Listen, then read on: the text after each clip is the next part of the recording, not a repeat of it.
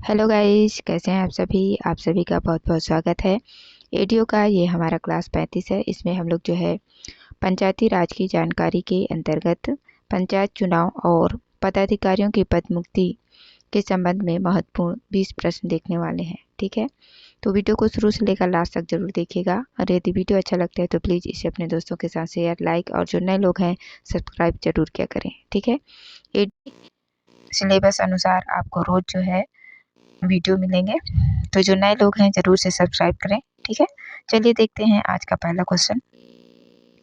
पहला क्वेश्चन है, छत्तीसगढ़ में प्रथम पंचायत चुनाव किस वर्ष आयोजित हुआ? ऑप्शन ए है जनवरी 2001, बी है जनवरी 2002, सी है जनवरी 2003 और डी है जनवरी 2005। सही आंसर क्या हो जाएगा? छत्तीसगढ़ में प्रथम पंचायत चुनाव जो है जनवरी 2005 में आयोजित हुआ था। ठीक है, ऑप्शन नंबर डी इस क्वेश्चन का सही आंसर हो जाएगा। देखते हैं अगला क्वेश्चन। क्वेश्चन नंबर 2 है, 4 अभ्यर्थी सरपंच का चुनाव लड़ रहे हैं। मतपत्र में इनका नाम किस क्रम में लिखा जाएगा? पहले नंबर पे है ठाकुर दीनानाथ सिंह, दूसरे नंबर पे है दिनकर सिंह ठाकुर, तीसरे नंबर पे है डॉक्टर अरुण प्रकाश और चौथे नंबर पे है BL प्रभाकर। ये 4 अभ्यर्थी हैं, है ना, सरपंच का चुनाव लड़ रहे हैं। तो मतपत्र में इनका नाम किस क्रम में लिखा जाएगा आपको बताना है। तो सही आंसर क्या हो जाएगा? Option number D. सबसे पहले जो है डॉक्टर अरुण प्रकाश का नाम आएगा, उसके बाद फिर ठाकुर दीनानाथ सिंह का, फिर दिनकर सिंह ठाकुर का और चौथे नंबर पे BL प्रभाकर का। ठीक है, तो ऑप्शन नंबर डी 3, 1, 2, 4। ठीक है, इस क्रम में जो है मतपत्र में इनका नाम आएगा। देखते हैं अगला क्वेश्चन। क्वेश्चन नंबर 3 है, मतदान सूची तैयार करने के पश्चात मतदाता सूची में नाम जोड़ने, दावा आपत्ति की सूचना किन कार्यालयों के सूचना पटल पर प्रदर्शित नहीं करना होता है? ऑप्शन ए है रजिस्ट्रेशन ऑफिसर, बी है संबंधित ग्राम पंचायतों में, सी ग्राम पंचायतों से संबंधित जनपद पंचायतों और डी है राज्य के समस्त ग्राम पंचायतों एवं जनपद पंचायतों में। तो सही आंसर क्या हो जाएगा? Option number D. इन कार्यालयों में जो है सूचना पटल पर ये प्रदर्शित नहीं किया जाता है ना। मतदान सूची तैयार करने के पश्चात मतदाता सूची का प्रकाशन जो है इनके सूचना पटल पर नहीं किया जाता है, राज्य की समस्त ग्राम पंचायत एवं जनपद पंचायतों में। ठीक है, रजिस्ट्रेशन ऑफिसर के सूचना पटल पर ये प्रदर्शित होती है। ठीक है, तो सही आंसर क्या हो जाएगा? Option number D. देखते हैं अगला क्वेश्चन। क्वेश्चन नंबर 4 है, छत्तीसगढ़ में जनपद पंचायत अध्यक्ष के पद पर एक अध्यक्ष और एक उपाध्यक्ष कार्यरत होते हैं, जिनको खालिस्तान द्वारा निर्वाचित किया जाता है। ऑप्शन ए है ग्राम सभा, बी गांव, सी ग्राम स्व सहायता समूह द्वारा और डी है निर्वाचित सदस्य। तो सही आंसर क्या हो जाएगा? ऑप्शन नंबर डी, निर्वाचित सदस्य के द्वारा जो है इन्हें निर्वाचित किया जाता है ना। छत्तीसगढ़ में जो जनपद पंचायत के अध्यक्ष के पद होता है और उपाध्यक्ष होते हैं, इनको निर्वाचित सदस्य द्वारा निर्वाचित किया जाता है ना। जनपद सदस्य हम चुन के भेजते हैं, है ना। इन लोग जो है वहाँ पे जाके जनपद उपाध्यक्ष और अध्यक्ष का चुनाव करते हैं। ठीक, देखते हैं अगला क्वेश्चन।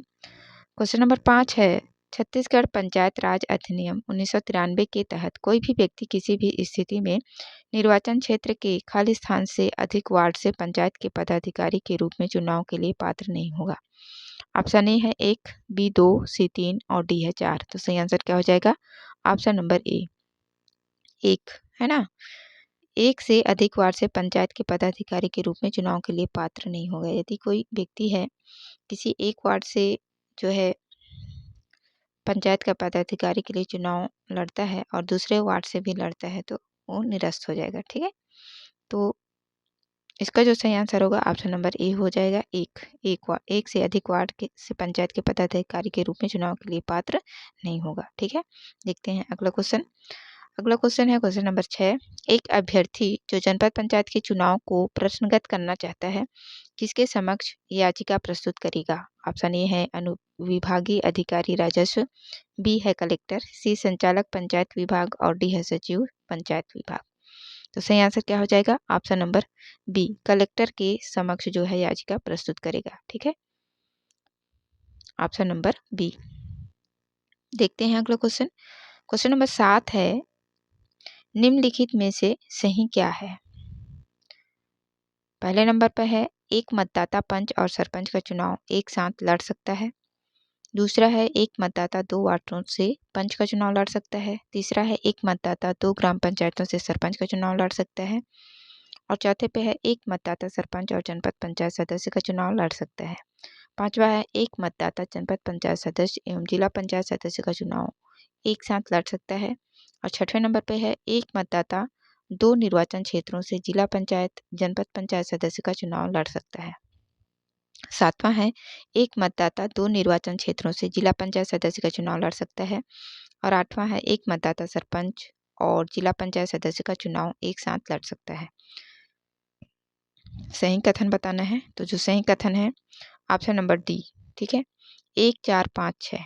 एक में क्या दिया है, एक मतदाता पंच और सरपंच का चुनाव एक साथ लड़ सकता है, एकदम सही है। इसके बाद चौथे नंबर पे एक मतदाता सरपंच और जनपद पंचायत सदस्य का चुनाव लड़ सकता है, ये भी सही है।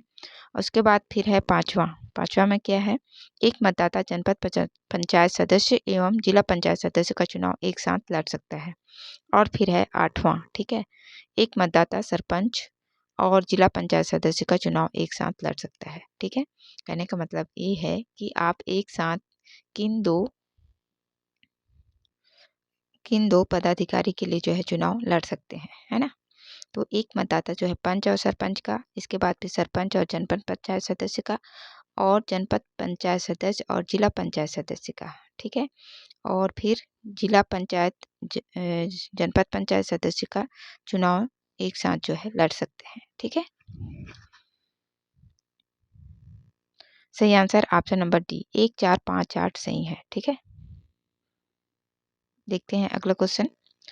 क्वेश्चन नंबर 8 है, पंचायत चुनाव में एक उम्मीदवार किन अभिकर्ताओं की नियुक्ति कर सकता है। पहला है चुनाव अभिकर्ता, दूसरा है लेखा अभिकर्ता, तीसरा प्रचार अभिकर्ता, चौथा है मतदान अभिकर्ता, पांचवा है गणना अभिकर्ता और छठवां है मुख्य अभिकर्ता। तो सही आंसर क्या हो जाएगा, एक पंचायत चुनाव में जो है एक उम्मीदवार किन किन अभिकर्ताओं की नियुक्ति कर सकता है एजेंट का, तो चुनाव अभिकर्ता, है ना, और फिर मतदान अभिकर्ता, और उसके बाद फिर एक गणना अभिकर्ता। ठीक, इसके लिए जो है ये अपने एजेंट नियुक्ति कर सकता है। ठीक है, एक उम्मीदवार है जो किसके किसके लिए एजेंट नियुक्ति कर सकता है, तो चुनाव अभिकर्ता के लिए, फिर मतदान अभिकर्ता और गणना अभिकर्ता के लिए। ठीक है, देखते हैं अगला क्वेश्चन। क्वेश्चन नंबर 9 है, पंचायती राज अधिनियम के अधीन किए गए किसी निर्वाचन को याचिका पेश करके प्रश्नगत किया जा सकता है, इस संदर्भ में सही क्या है। ऑप्शन ए है ग्राम पंचायत के मामले में अनुविभागीय अधिकारी राजस्व को, बी जनपद पंचायत के मामले में कलेक्टर को, सी जिला पंचायत के मामले में संचालक पंचायत को, और डी है उपरोक्त सभी सही है। सही आंसर क्या है इसका, उपरोक्त सभी सही है ना। पंचायती राज अधिनियम के अधीन यदि किसी निर्वाचन को याचिका पेश करके प्रश्नगत करना चाहते हैं आप, तो इसके लिए आप कहाँ कहाँ कर सकते हैं। ग्राम पंचायत के मामले में जो है अनुविभागीय अधिकारी राजस्व को, जनपद पंचायत के मामले में कलेक्टर को, और जिला पंचायत के मामले में संचालक पंचायत को आप याचिका पेश कर सकते हैं। ठीक है, ऑप्शन नंबर डी इसका सही आंसर हो जाएगा, उपरोक्त सभी सही है। देखते हैं अगला क्वेश्चन। क्वेश्चन नंबर 10 है, 3 अभ्यर्थी सरपंच का चुनाव लड़ रहे हैं, मतपत्र में इनका नाम किस क्रम से मुद्रित किया जाएगा। पहला है PS शुक्ला, दूसरा है महेंद्र कुमार, तीसरा है सोम वर्मा, और नीचे जो है ABCD 4 ऑप्शन दिए हैं, उसमें से देख के आपको बताना है कि इन लोगों का मत पत्र में जो है नाम किस क्रम में मुद्रित किया जाएगा। तो इसका जो सही आंसर हो जाएगा ऑप्शन नंबर डी, है ना। सबसे पहले जो है महेंद्र कुमार का नाम आएगा, उसके बाद फिर PS शुक्ला का, और उसके बाद फिर सोम वर्मा का। ठीक है, 2, 1, 3। ठीक, देखते हैं अगला क्वेश्चन। क्वेश्चन नंबर 11 है, सरपंच के विषय में सही क्या है।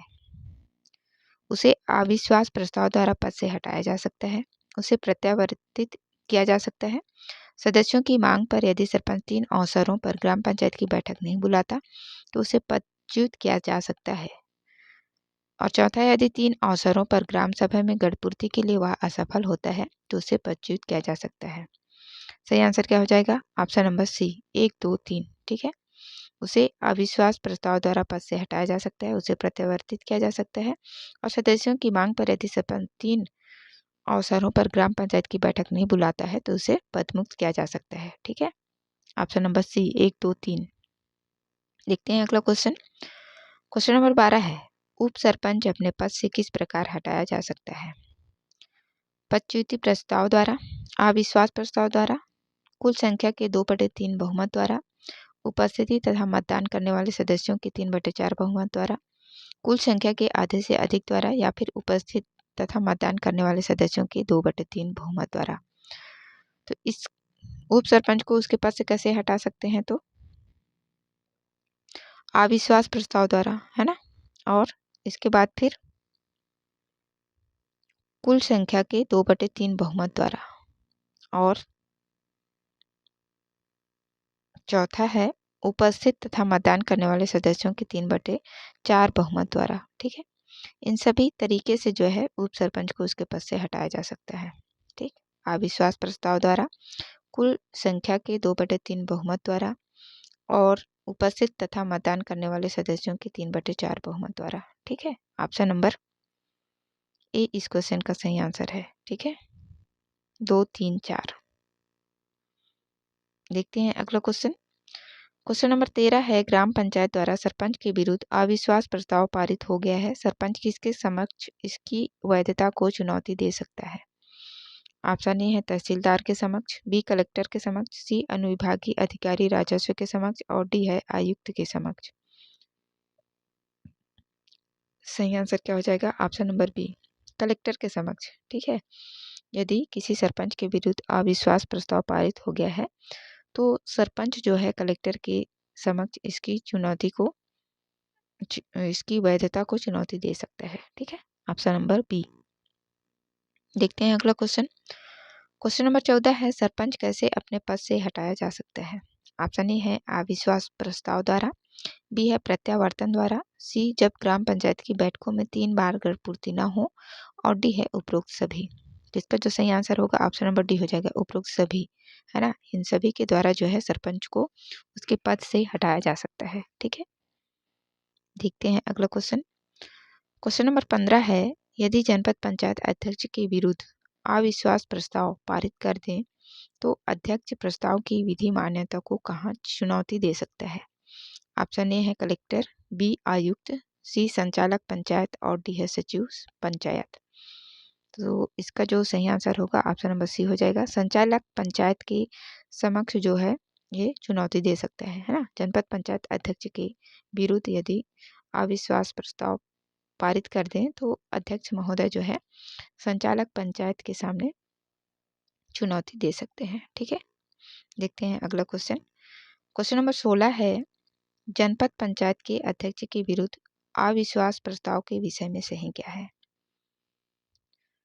पहला है प्रस्ताव स्पष्ट बहुमत से पारित होना चाहिए, दूसरा है प्रस्ताव निरपेक्ष बहुमत से पारित होना चाहिए, तीसरा है प्रस्ताव कुल निर्वाचित सदस्यों के 2/3 बहुमत से पारित होना चाहिए, चौथा है प्रस्ताव उपस्थित तथा मतदान करने वाले निर्वाचित सदस्यों के 2/3 बहुमत से पारित होना चाहिए, पांचवा है प्रस्ताव कुल निर्वाचित सदस्यों के 3/4 बहुमत से पारित होना चाहिए, और छठवां है प्रस्ताव उपस्थित तथा मतदान करने वाले निर्वाचित सदस्यों के 3/4 बहुमत से पारित होना चाहिए। तो इसमें से जो जनपद पंचायत के अध्यक्ष हैं, जनपद पंचायत के अध्यक्ष के विरुद्ध अविश्वास प्रस्ताव पारित करते हैं तो उसके बारे में सही क्या है? 3 और 6। 3 में क्या है? प्रस्ताव कुल निर्वाचित सदस्यों के 2/3 बहुमत से पारित होना चाहिए, और प्रस्ताव जो है उपस्थित तथा मतदान करने वाले निर्वाचित सदस्यों के 3/4 बहुमत से पारित होना चाहिए। ठीक है, 3 और 6 सही है। ठीक है, ऑप्शन नंबर डी। देखते हैं अगला क्वेश्चन। क्वेश्चन नंबर 17 है, जिला पंचायत के अध्यक्ष को उसके पद से कैसे हटाया जा सकता है? ऑप्शन ए है 3/4 बहुमत से पारित अविश्वास प्रस्ताव, बी है 2/3 बहुमत से पारित अविश्वास प्रस्ताव, सी है साधारण बहुमत से पारित अविश्वास प्रस्ताव द्वारा, और डी है उपरोक्त में से कोई नहीं। तो इसका सही आंसर क्या हो जाएगा, इनमें से किसी भी तरीके से जो है जिला पंचायत अध्यक्ष को उसके पद से नहीं हटा सकते, है ना। जिला पंचायत अध्यक्ष के विरुद्ध अविश्वास प्रस्ताव उपस्थित तथा मतदान करने वाले निर्वाचित सदस्यों के 3/4 बहुमत से पारित होना चाहिए, जिनकी संख्या कुल निर्वाचित सदस्यों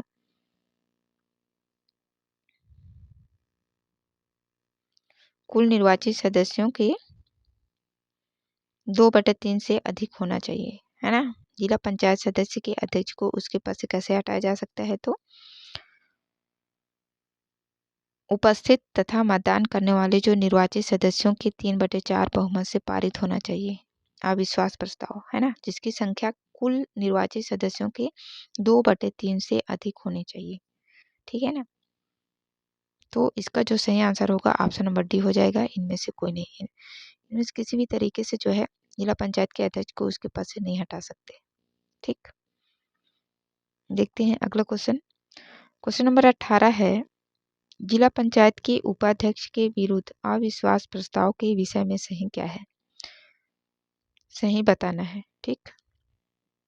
तो सही कौन कौन सा है, दूसरा नंबर का, यह कुल सदस्यों के 2/3 बहुमत से पारित होना चाहिए, और यह उपस्थित तथा मतदान करने वाले 3/4 सदस्यों द्वारा पारित होना चाहिए, और ऐसे सम्मेलन की अध्यक्षता एक शासकीय अधिकारी द्वारा की जाएगी, तभी जो है जिला पंचायत के उपाध्यक्ष के विरुद्ध अविश्वास प्रस्ताव पारित किया जा सकता है, ठीक है। यह जो है कुल सदस्यों के 2/3 बहुमत से पारित होगा, उसके बाद फिर वहां उपस्थित तथा मतदान करने वाले 3/4 सदस्यों द्वारा पारित होना चाहिए, और इसके अतिरिक्त ऐसे सम्मेलन की अध्यक्षता जो है एक शासकीय अधिकारी के द्वारा किया जाएगा, तभी जो है उसे उसके पद से हटा सकते हैं, ठीक। इसका जो सही आंसर होगा ऑप्शन नंबर बी हो जाएगा, 2, 3, 6, ठीक। देखते हैं अगला क्वेश्चन। क्वेश्चन नंबर 19 है, मान लीजिए एक जिला पंचायत की सदस्य संख्या 32 है, 2 स्थान रिक्त हैं, पंचायत में उपाध्यक्ष के विरुद्ध अविश्वास प्रस्ताव पर विचार हुआ, मतदान में 19 मत प्रस्ताव के पक्ष में और 9 मत विरोध में आए, 2 सदस्यों ने मतदान नहीं किया, क्या होगा। ऑप्शन ए है प्रस्ताव पारित हो जाएगा, बी है प्रस्ताव पारित नहीं होगा, सी है प्रस्ताव पर अध्यक्ष निर्णायक मत के अधिकार का उपयोग कर सकता है, और डी है इनमें से कोई नहीं। तो सही आंसर क्या हो जाएगा, प्रस्ताव पारित नहीं होगा, है ना। 32 जिला पंचायत सदस्य हैं, है ना, 2 स्थान रिक्त है, और पंचायत में उपाध्यक्ष के विरुद्ध अविश्वास प्रस्ताव पर विचार हुआ है, मतदान में 19 मत प्रस्ताव के पक्ष में और 9 मत विरोध में आए हैं, 9 लोग ही तो उसका विरोध कर रहे हैं ना, और 2 सदस्यों ने मतदान ही नहीं किया, तो कैसे उसको उसके पद से हटा सकते हैं, नहीं, प्रस्ताव पारित ही नहीं होगा। ऑप्शन नंबर बी इसका सही आंसर हो जाएगा, ठीक है, प्रस्ताव पारित नहीं होगा। देखते हैं अगला क्वेश्चन। क्वेश्चन नंबर 20 है, यदि जिला पंचायत का अध्यक्ष अपने पद से निलंबित हो जाए तो क्या होगा। ऑप्शन ए है उपाध्यक्ष अध्यक्ष बन जाएगा, बी है उपाध्यक्ष कार्यकारी अध्यक्ष के रूप में कार्य करेगा, सी जिला पंचायत स्थानापन्न अध्यक्ष का चुनाव करेगी, डी है मुख्य कार्यपालन अधिकारी कार्यकारी अध्यक्ष के रूप में कार्य करेगा। तो सही आंसर क्या हो जाएगा, ऑप्शन नंबर सी जिला पंचायत स्थानापन्न अध्यक्ष का चुनाव करेगी, ठीक है। यदि जिला पंचायत अध्यक्ष अपने पद से निलंबित हो जाए तो जिला पंचायत जो है स्थानापन्न अध्यक्ष का चुनाव करेगी, मतलब कहने का मतलब जो सदस्य रहेंगे, है ना, उनमें से किसी एक का चुनाव जो है अध्यक्ष के रूप में किया जाएगा, ठीक है, ऑप्शन नंबर सी। तो ये थे कुछ इंपॉर्टेंट एमसीक्यूज। आशा करती हूँ आप लोगों को वीडियो अच्छा लगा होगा। वीडियो देखने के लिए आप सभी का बहुत बहुत